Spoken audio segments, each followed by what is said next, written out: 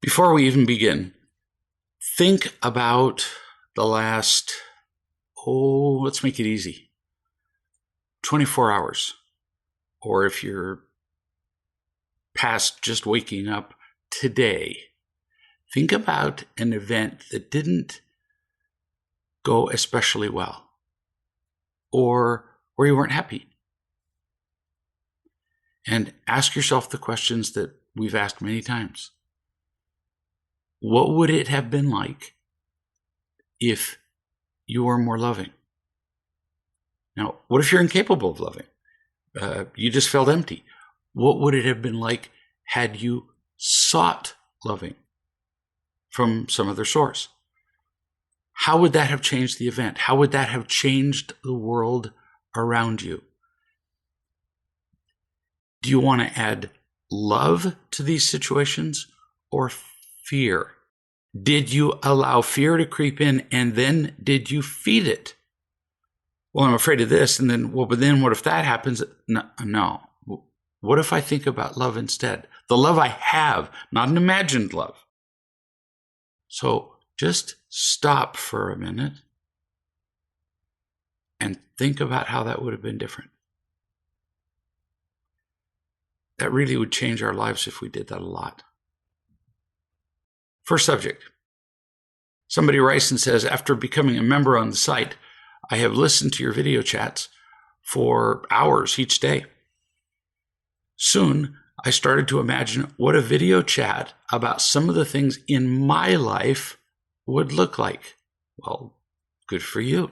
That's really kind of what these are for, is to apply them to ourselves. Brave. I'm seeing a guy, you say, for the first time since learning real love a couple months ago. I met him on a dating app this summer. And then in parentheses, you write, well, this might just say it all right here. I've been really confused and wondering what to do.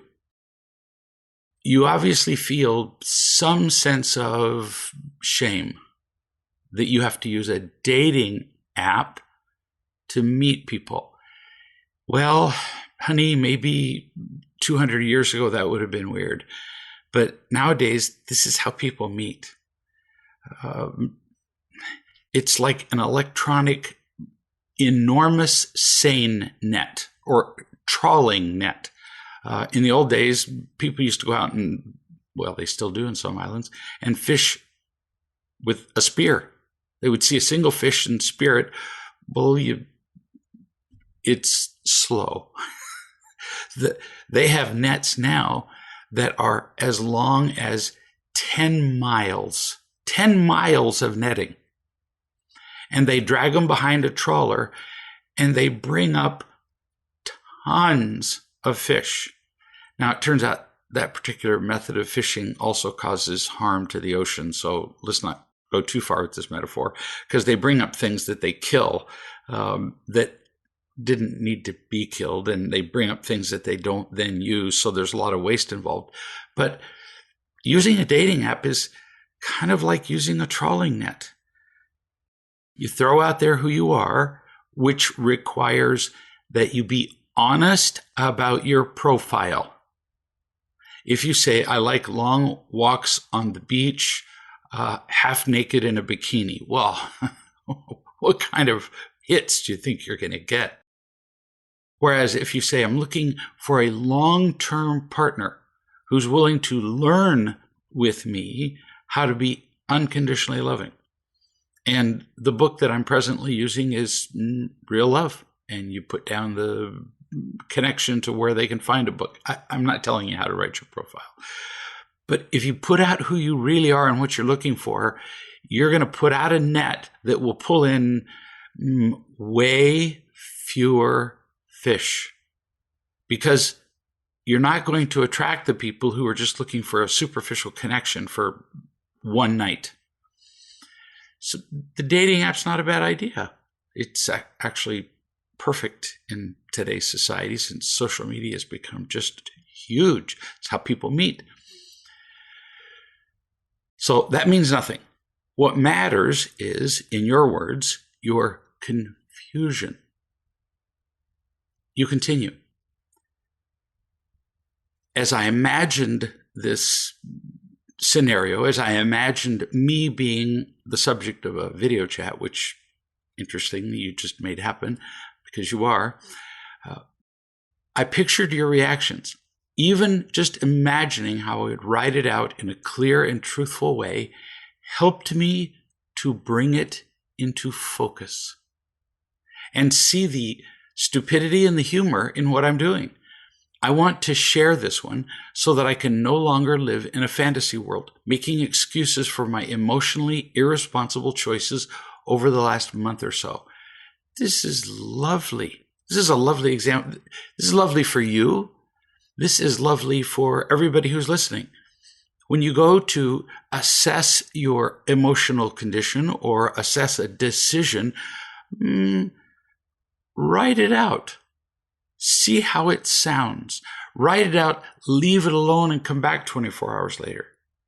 And if you read this and you look at it and go, is this person a moron? Then it's probably not a wise decision that you were thinking about. Take your time. It's beautiful that you're willing to see yourself so openly, to see your story told on a video chat, like now. It goes like this. You say, I'd enjoyed the time that I'd spent with this man, the long talks over dinner and walks around the city for the past 6 months. Or rather, I think I enjoyed them. But since I was so drunk, I can only remember bits and pieces of the conversation. It's kind of hard to say. We had dinner about once a month or so. And when one of us, we got together when one of us got lonely and remembered about the other, I had considered him to just be a friend, somebody I was getting to know, but not really interested in dating. When you write it out like that, see, when we're in a fantasy, we can go anywhere. We can emphasize the positive. I looked into his eyes across the table with a single candle between us. It was so beautiful. Fantasies are easy. When you write out what actually happened, that takes some courage and brings a new perspective to it. I was sufficiently drunk much of the time that I don't remember much of our dates. That would be a clue. It does sound a bit like a fantasy, doesn't it? Certainly not a serious investigation of possibilities, especially with being drunk each time. Number two, this is your number two. After one such evening, he missed his train and I offered to let him stay at my house. We watched videos on YouTube, we talked some more, then we went to sleep. Nothing sexual, it was just fun. Yeah, I can easily imagine this. Number three. So naturally, I invite him to come over and cook the next time. Strangely, I had less fun. It's kind of sounding like the fantasy's wearing off. I felt weirdly disconnected from him. Only having 2 glasses of wine that night might have had something to do with it. Possibly so. They've studied this extensively now, and they used the old definition of drunk, falling down and being amnesic, doesn't work anymore. Every state in the United States, at least, has lowered the level of blood alcohol to be called drunk over the last several years. They've proven that it takes much less alcohol to alter your ability to drive a car than they used to think. That's just driving a car. That's steering the wheel and accelerating and braking and, well, really, frankly, not a lot of things. Being in a relationship is infinitely more complicated than driving a car, and yet we drink. So they've shown that anything past 1 drink, in fact, with some people, 1 drink impairs your ability to drive. If we're drinking and in a relationship, we're really just drinking. We're not really in a relationship, except with, well, I don't know, a glass or a bottle. You're experiencing confusion about who you are. You say so because you say, only having 2 glasses of wine that night might have had something to do with my disconnection. He tried to kiss me goodbye, missed, and kissed my cheek. If with both eyes open, you miss somebody else's face, you might have had too much to drink. I freaked out, and I feel like maybe I'm not ready. I think you might be right. Now, this is you. You were saying, I just feel like maybe I'm pushing this too fast and that I use alcohol to support myself. Yeah, you're confused about who you are. You're just not grounded enough yet in feeling loved. Yet. This isn't a forever thing. Not your fault.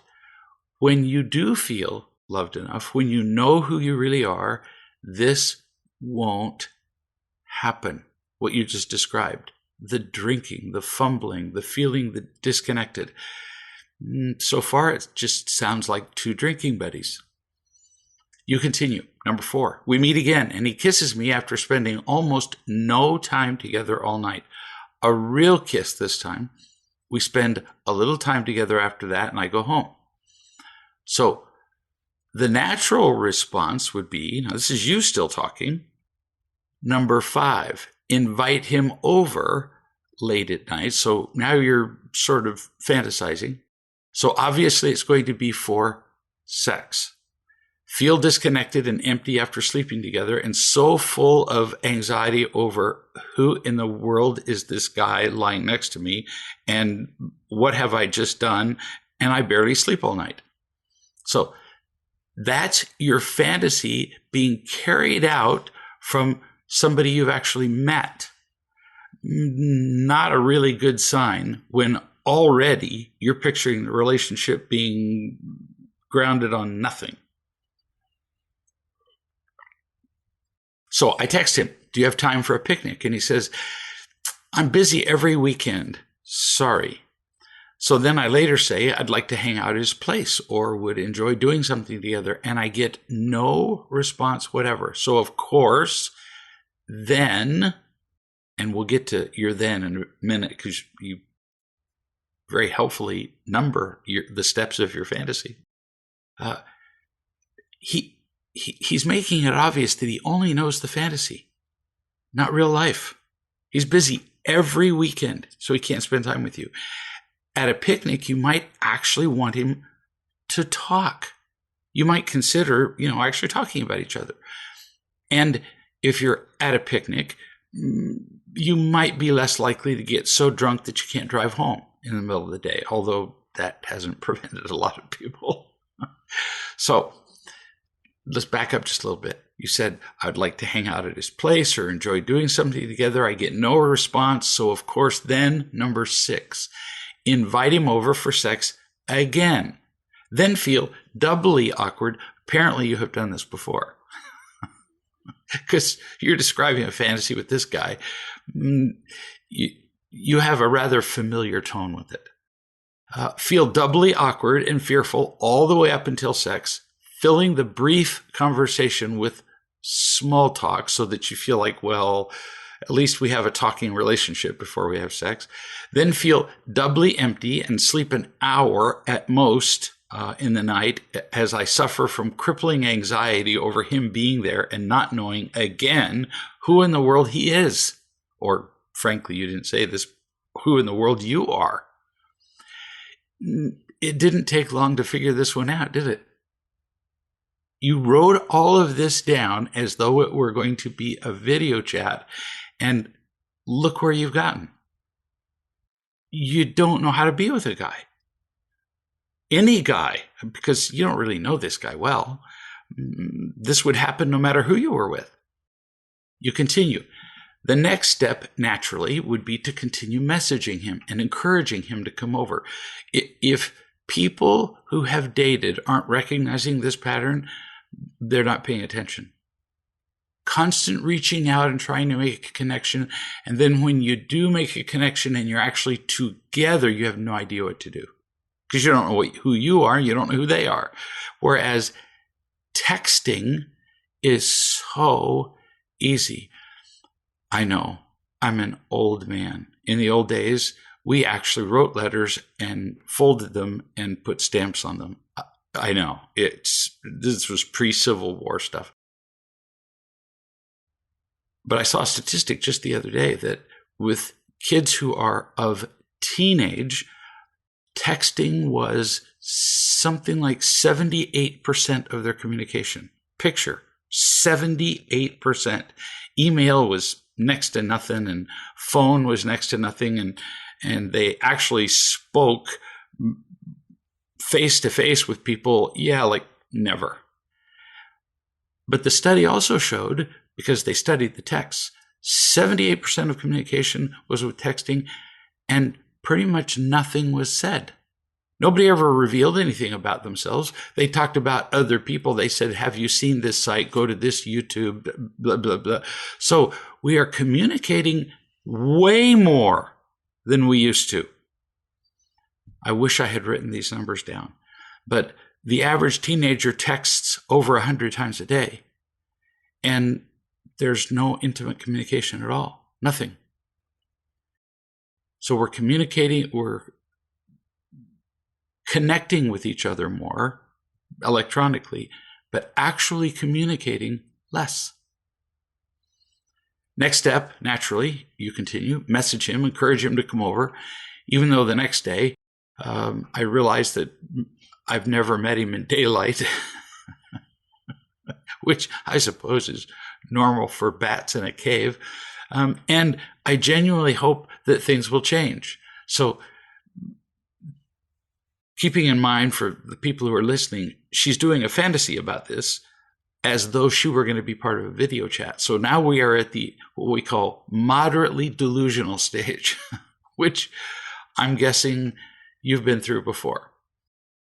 You continue, and I told my mom I was unsure of whether he was just looking for something casual or not. I was really being sincere. Once we're into there's a name for this in social psychology, but once we're sufficiently invested in something in time, we almost have to make it seem better than it is. Because if we simply tell the truth about it, it's a completely casual, superficial, going nowhere relationship. Well, that sounds kind of cold and stupid, doesn't it? Because it is cold and stupid. So we talk positively about it so that we feel better about ourselves and don't have to see what it really is. And we very often confuse sincerity with truth. That's what you did with your mother. I wonder if he's looking for something casual or something more. And you say it really sincerely as though it were a question. And yet you say you fantasize having sex with him and you sleep 1 hour and spend the rest of the night going, what am I doing here? You continue. I see my need to feel loved to be strong enough to let go of the obligation and the approval-seeking behaviors that have dictated my life. Anything I could get has always felt better than nothing. Well, you just described your fantasy very well. That's not living. That's reacting. It's like you woke up from your fantasy all of a sudden. And I applaud what you're saying. Brilliant truth-telling, by the way. You say there is nothing complicated about this, and it's simultaneously, now you're not doing your fantasy, you're analyzing it. It's simultaneously hilarious and devastating. I really got to stop doing this. Yeah, you might consider that, like as in, I don't know, let's pick a time now and learn from it. Read the dating book. Find real love from somebody that you're not going to lie in bed with all night wondering, what in the world is this person doing here with me? Find real love from somebody who would mentor you, who would be a wise person, who would be a parent, not a biological one, who can really help you heal your wounds and figure out who you are. You continue. I had really thought this guy was so much better than all the other men I have let control me. Now, remember, you just described this guy and it was as superficial as a really shallow puddle. And you're describing him as better than the other guys. Because the other guys, to continue reading what you sent me, the other guys I've let control me, walk all over me, pick at me, and wear me down. It took me writing this email to see this relationship for what it really is. Well, good for you. With the lack of real love in your life, you couldn't possibly have done any better than you have so far. I would recommend that anybody who's dating do what this woman just did. Write out exactly what you've done in the relationship so far. Write out exactly where you've gone, and then fantasize about where that goes. And then look at whether that's reality or not. That's what she's done. And it's woken her up. She concludes, when you're used to feeling worthless, like I always have, this is the kind of behavior you put up with. Yeah, no kidding. You'll do anything when you're in sufficient pain, and being alone is painful. I see this now, and I'm ready to start setting new standards. Unbelievably wise. Follow the steps above. Ones we've talked about. Your wounds must heal. You have to find somebody who can help you heal your wounds by loving you as you tell the truth about yourself before you can attract or choose a partner, much less have a relationship. You can do this. You can. You just proved in writing that you're on your way to doing it. Now just keep reading this email or watch this particular section of the videotape that you fantasized that you would be on and now have been. New subject. From a man who practiced real love for several years. He said, several years ago, I was given the diagnosis of colon cancer. Surgery and chemotherapy were prescribed, but instead I made the decision to completely dedicate myself to feeling loved and to love others. That's pretty gutsy. Because you have the diagnosis of cancer. Your oncologist is saying you need surgery and chemotherapy, and you decide that you're going to try love instead.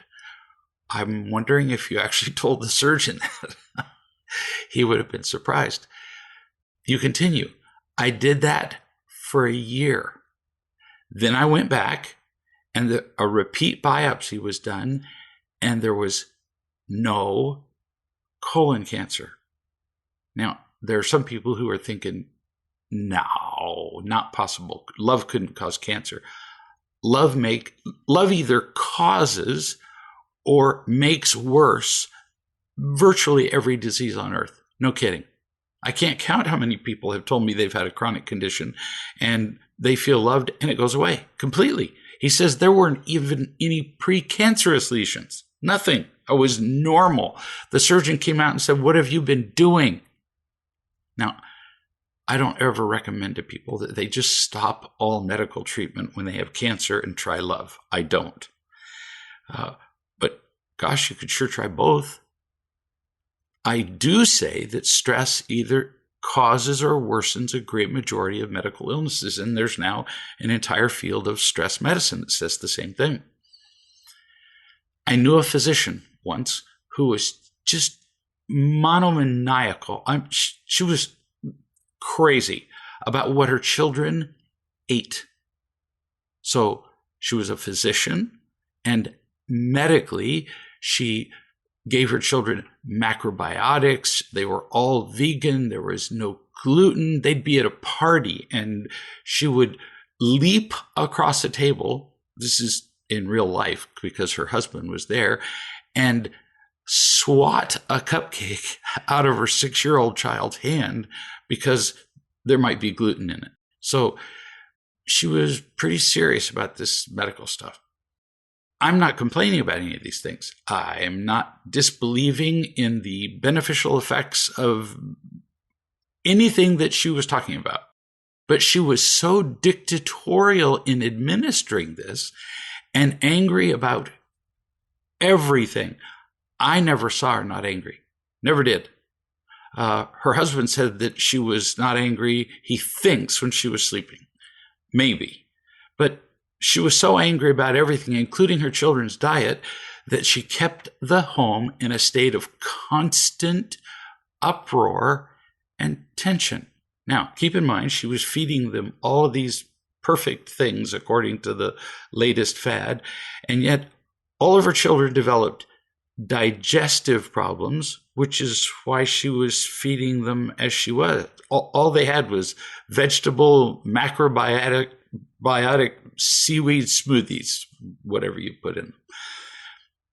Anxiety, ADD, panic attacks at school and at home. So she was feeding them perfectly, according to the best information that she had as a physician, and destroying their little minds and their bodies by being angry at them. Stress is overwhelming. Doesn't matter what other things you do right. If you're stressful all the time, your life will be miserable. I believe in a great number of dietary choices that could benefit us. Herbs, medical treatments, energy work. There's a lot of things that work.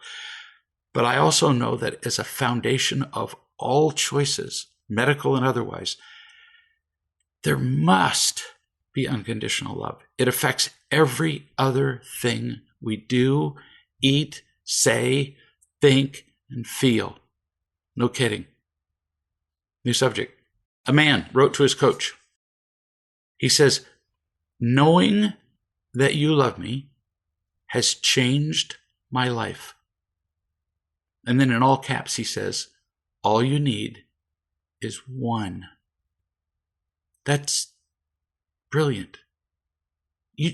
Having one person who loves you changes everything. You couldn't be alone because you have somebody who loves you. You couldn't be worthless because the person who's loving you is proving that you're not. You get the guidance of the person that loves you. It's just like a map. No matter how detailed, no matter how much went into creating the map, is worthless until we know where we are on it. You know how you go into a building and there's a big map of the mall and it goes on and on and on. What's the first thing you look for? The little words that's 3 words. You are here. Because if you don't know where you are in that thing, the map doesn't help you. One reference point changes everything. Knowing where north is changes everything. We all need such a person.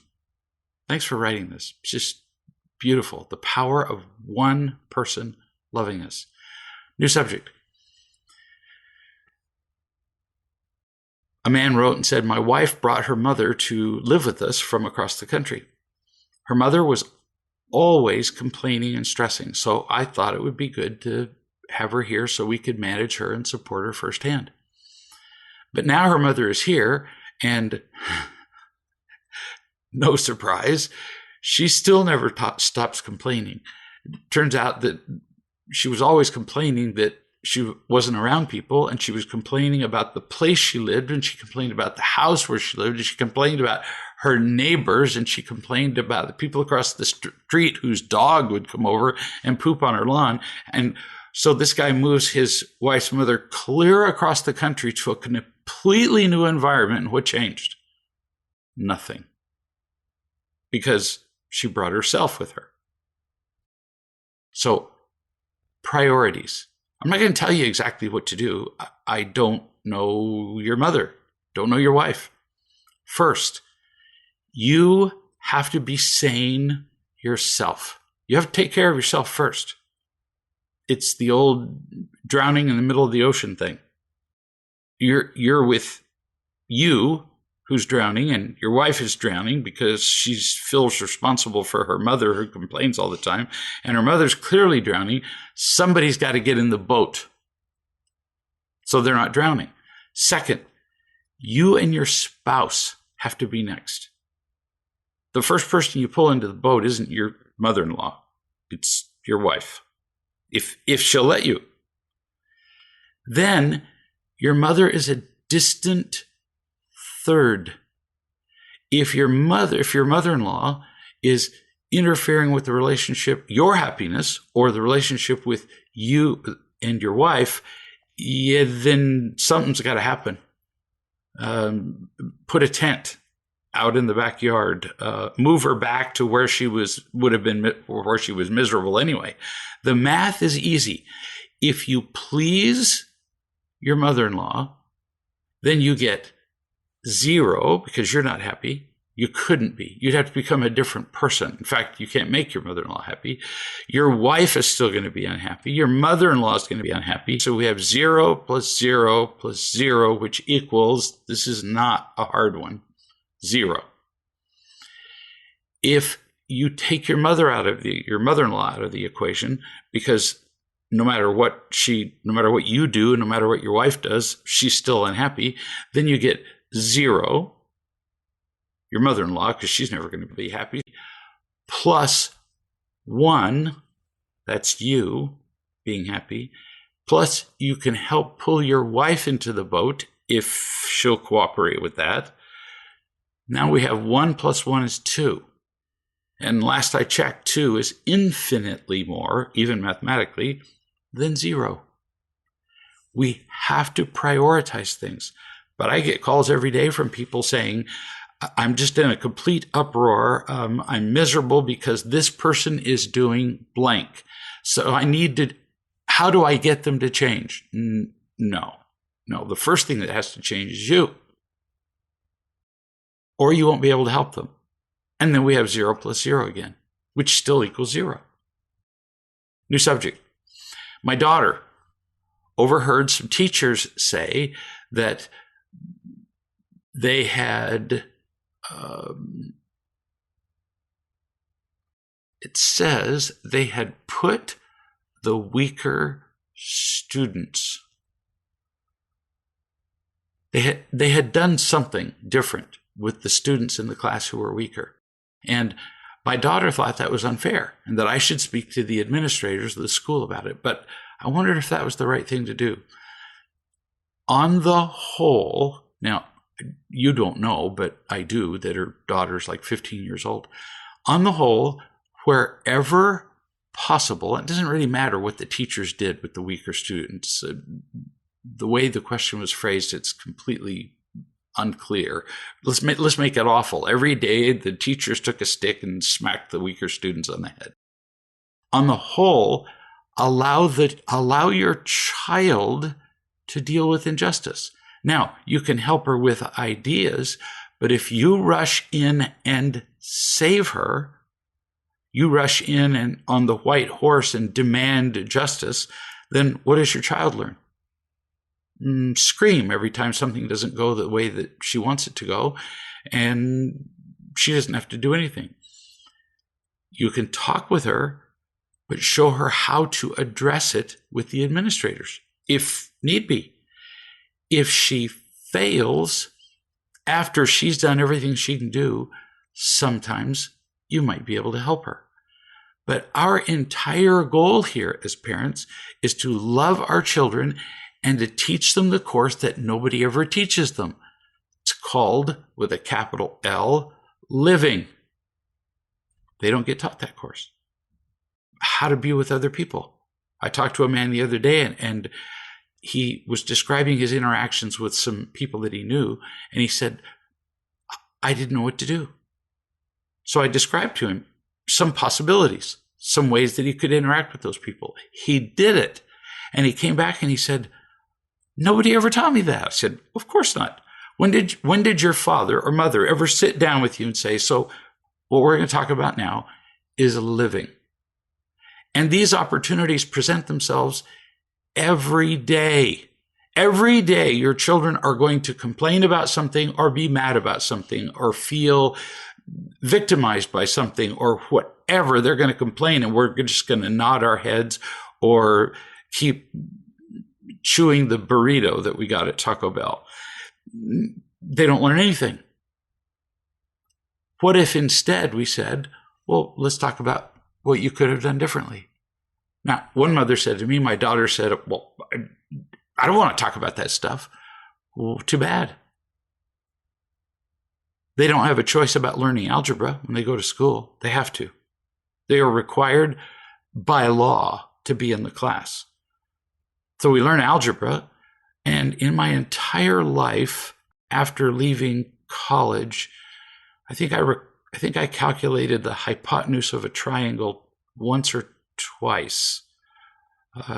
Odd, but outside doing some yard work, it was easier to measure the sides, and then I could calculate the distance between 2 points.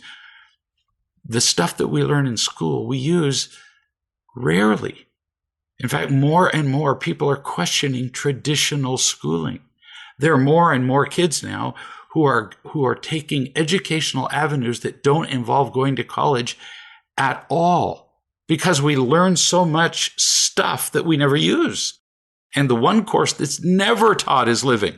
How do you interact with other human beings? What do you do with somebody who's angry? How do you talk to a victim? What do you do when you're feeling victimized yourself? What do you do with injustice? What do you see the questions? We deal with those questions every day. Whereas, like I told you, in the last 50 years, I've used trigonometry once. Excuse me, that would be geometry. Twice, maybe. Where's the living? So I told the mother to tell her daughter, too bad. We're going to sit down. We're going to talk about this. And after she did that repeatedly with her daughter would come home and start telling her these brilliant stories about how she had in turn taught her life lessons to her friends, who then thought she was, wow, like some kind of genius. And then came the day when the daughter came home and said, Mom, I'm sure glad that you teach me this stuff, because I'm the only one at school who knows this stuff. Yeah. And it all started from a parent saying, yeah, well, we're going to learn this course. New subject. This is from a drama addict, somebody who just everywhere they go feed on drama like a vampire feeds on blood. That's a pretty apt analogy, actually. Unable to stop, constantly on stage. She wrote out a list of all things drama, and illustrated how there was so much artificial emotional energy on everything. That's what characterizes drama, is that you take an ordinary event and you pile emotional meaning on it, especially victimization and excitement and, oh, wow, and look at me and praise and all that stuff. And she continued in describing that she had an eating disorder. So that's hardly surprising, because if your whole life consists of drama, then you start to get sicker and sicker and focus on more and more dramatic things. And she labeled herself with it. She would eat and then either purge or what's called exercise purging. So she would eat 3 extra almonds and then have to go and work them off. She would be constantly having, this is her list, having conversations with people who are not in the room. She would act out how something might go. Every character in her play was like a chess piece that she would move around. She lived in a world of drama. She would freak out over, and you all know people like this, dropping a bag of frozen peas on the floor. Her list is how you tell whether you're a drama addict. So you drop a bag of peas on the floor, and several of them go rolling around as they do. Do you just pick them up? Or do you curse and scream and have a fit about it? Drama. She says, I work myself up over the future. What might happen? What will happen if this? What will happen? Drama. Rushing about drama. Drama addicts love to wait till the last possible second, and then everything is a great big trauma. Obsessing about what other people should do or shouldn't do, mindless chatter, watching television and movies. I tend to internalize the story when I come out of theaters. I have to remind myself who I am, where I am, and when. Also can happen with books. Wishing that I could be one of the characters in those stories instead of living my real life or acting in a movie or on the stage of whatever I'm watching. Losing myself completely in Facebook. Facebook is institutionalized drama. Everybody is sharing the most exciting, titillating thing that is going on in their lives. Why? To draw attention to themselves. Well, that's what drama is. That's what dramatists do. So she goes on and on and on and on and on and on. We need to consider whether we amplify the things that go on in our lives. Because if we do, we're creating drama, we're creating stress that will make us just miserable. I didn't even read half of her list. Getting explosively angry, fear, perfection, fantasizing about romance, talking constantly about being sick to other people. So that they'll pay attention to me. Actually being sick so that people will pay attention to me. It's a really deadly way to live. Just ask yourself this. Am I making choices toward happiness, or am I living in a fantasy world? And that's what drama people do. And at the end of their lives, they discovered they didn't have a life at all. New subject. This is from a man in real love. He said, recently I spent several days with Bob at his house in another state. He said that he'd be remodeling his kitchen. And I said, I don't know much about construction.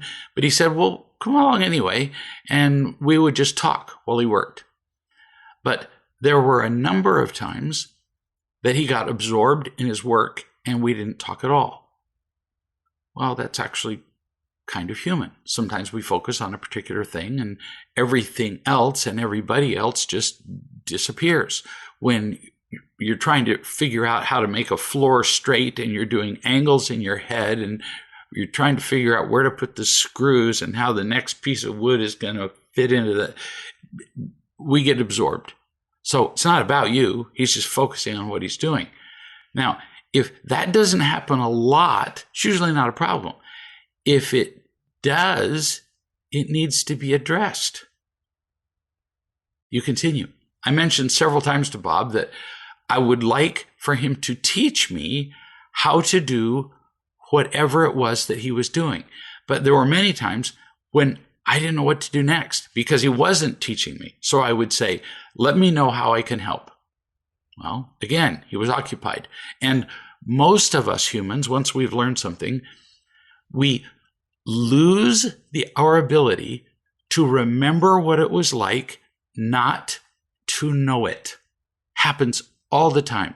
So we don't think about people who can't do it, nor do we teach it well. We've all seen this with people who give directions. You're headed somewhere and you get lost and you find somebody in the street and you say, how do I get to this place? And they go, oh, you go left, right, go past the Barnes's old place, which of course is, burned to the ground by now and covered with weeds. And then in the end, they say, you can't miss it, which means you're going to miss it. Or with tasks, people can conclude their directions with, oh, it's really easy. Yeah, once you know how, it's really easy. And then they give you lousy directions about doing the task because it's in their mind and they can't remember a time when it wasn't, or that it's not in your mind. Why am I even discussing this? Pay attention to whether you do this. We often communicate poorly because we're not thinking about the other person. This has everything to do with love. So what would a loving thing to do be? Okay, I'm going to picture myself being the other person who knows nothing about this, and I'm going to act accordingly. This isn't about directions. It's about loving. Like the guy who said to his friend, oh yeah, come on up, I'm going to do some construction. He didn't do that lovingly, because if his intention was to be with his friend and do some construction, it's pretty much unavoidable that he's going to end up doing a little less construction with his friend there, because he'd have to pay attention to his friend. His friend may not even know how to put a screw in a hole. He may not know how to drill a hole. Like we said at the top, before we even started talking. How would things be different if I injected love into this? Even giving directions to somebody who's lost. There have been times where I've said to somebody, there isn't a way in this world I can describe to you where this is. So if you'd like, I'll get in my car and I'll take you there, and then I'll come back home. Or I'll get in your car and you can take me there and then bring me back here, or whatever. How would things be different if I thought of the other person? You continue. I felt like a broken record for as many times as I said, let me know how I can help. And because you felt ignored, you became more tentative to ask, because after you've been ignored 3 or 4 times, you kind of give up. And then it becomes easier for him to ignore you. He just keeps doing his job. So here are the two of you. You're just sitting there watching him. He can't really engage in a conversation because he's focused on his job. He's not focused on you. So the two of you aren't really together, even though you're sitting in the same room. And I see this every day with people. They're really not together. They're in the same room watching television maybe, in the same room doing a project, but they're not together. They're not communicating. It's a self-perpetuating cycle. When you say, let me know if or how I can help, it puts the burden on the other person of what to do, how to order tasks, how to teach, how to integrate it into what they're doing, how to teach you. If you want to make a difference, you either don't be around somebody who can't talk to you while they're working, or it sometimes works better to be more direct. Reach out and touch your friend. People almost uniformly respond to being touched because we don't enter each other's spaces. So if somebody touches me, I stop what I'm doing and look right into their eyes. Touch him and then firmly say, what can I do right now that would help you with that, or would help you get ready for the next step? Like, can I go get the screws for that you're putting in the wood? Can I go find the bag of putty that's in the garage somewhere and roughly give me an idea what color it is? That's much more direct than what you said. Let me know how I can help, which puts the burden on him. You continue. Then I would leave the kitchen while he continued working on a project and returned several minutes later. It reminded me of my childhood. And here we are. You're reenacting your childhood again, where my dad would do woodwork or work on the car and just didn't seem to need or want my help and didn't talk to me. You were feeling not just the pain of being neglected by your friend, but by your father all those years ago. So when my father would do a project, I would just leave and feel alone. I did the same thing here with Bob. Yeah, we do. You did the same thing here at age 50 with Bob that you did when you were 8 with your father. That's 42 years of not learning anything.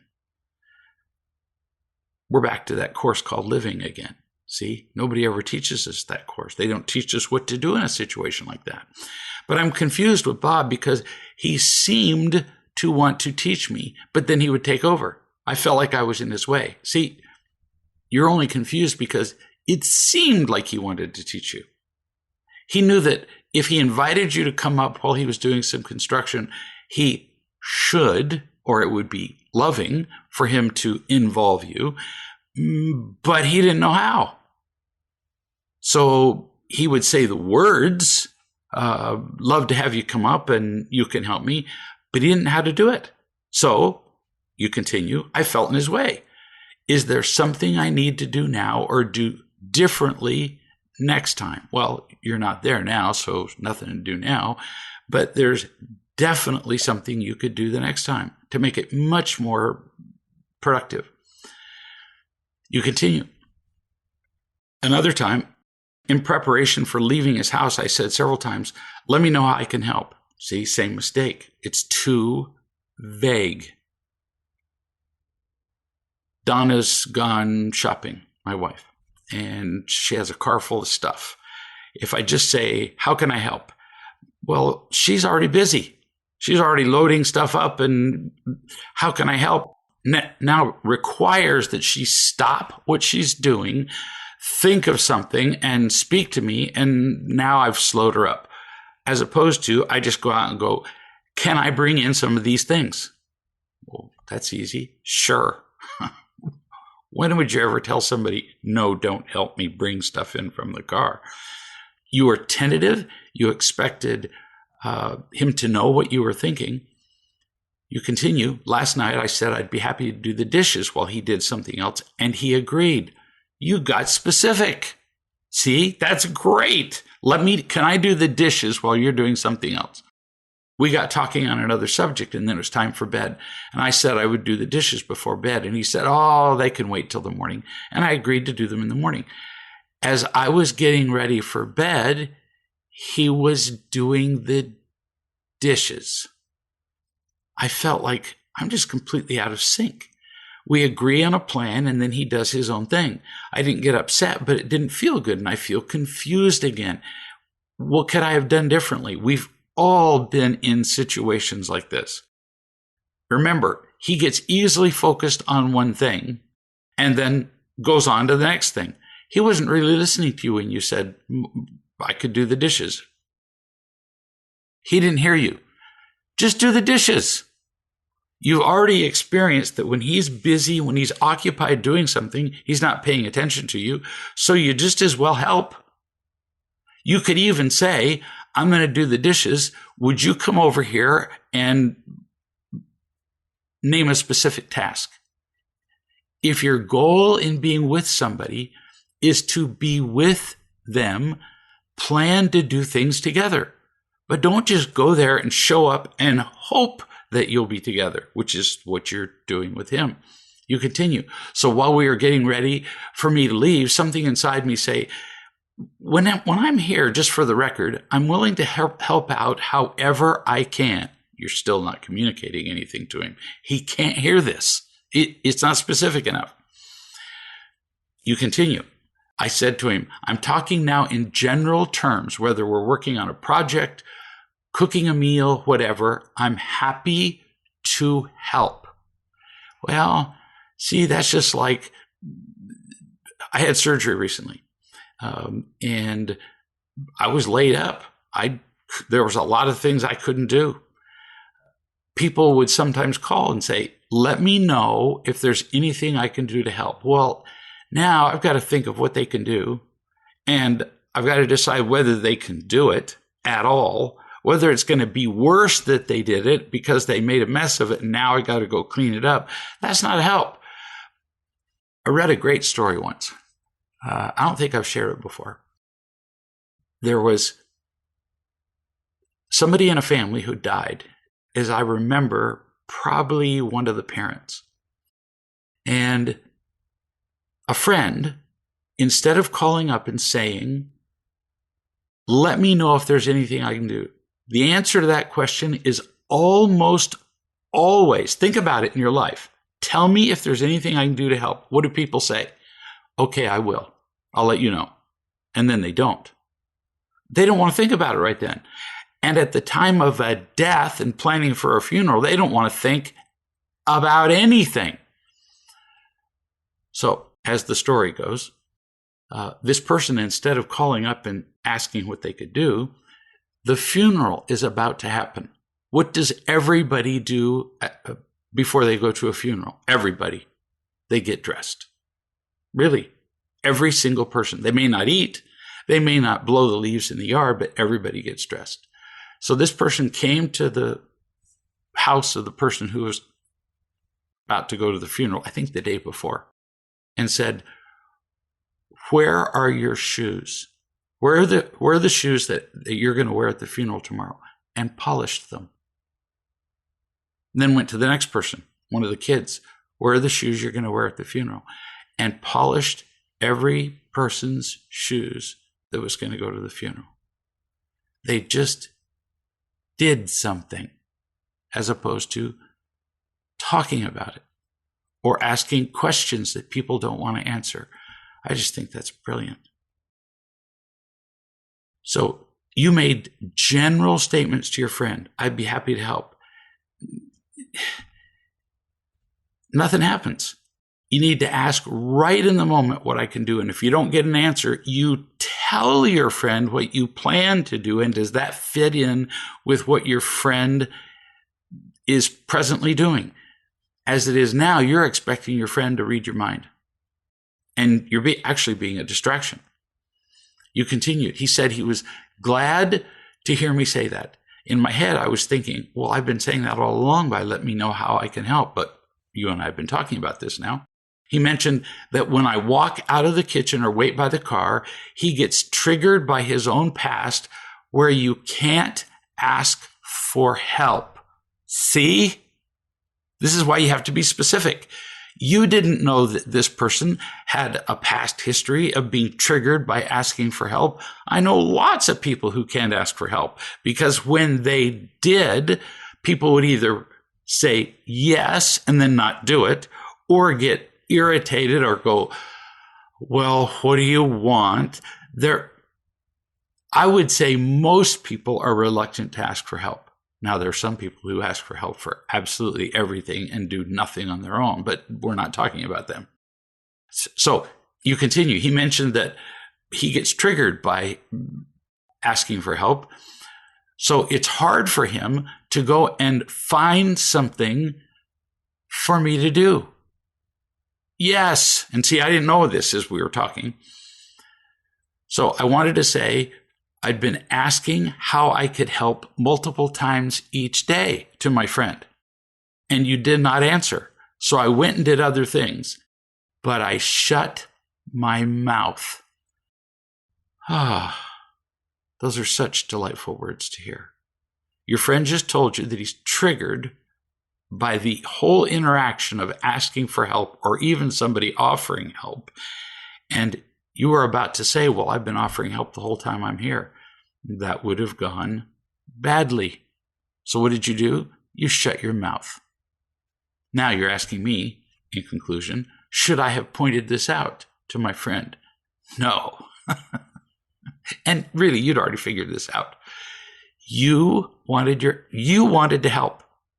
Keep in mind, at no point in here, as you've been talking about your friend, and everybody listening can identify with some situation like this in their life. Pay attention to the other person. That's what love is. We think of unconditional love as being syrupy or sappy or saying sweet words or kissing people in the cheek or holding them. And those are obvious indications of love. It's just paying attention to other people, to their needs, listening to them. You wanted to go up and help while your friend did construction. He didn't say, would you please come up and help me? He didn't. So it's your job, because you're the one that made this choice, to find out how to get him to involve you, like we've been talking about. And now that you know this, you'll figure it out. You're both responding to each other as though you were still children at home interacting with your parents. We have to learn. We have to learn how to change these behavior patterns. And it is no small trick. So how do we do it? Love. Pay attention. Listen. How will love change this interaction. Well, I can tell you one thing, it'll change it for the better. We'll see you in a week.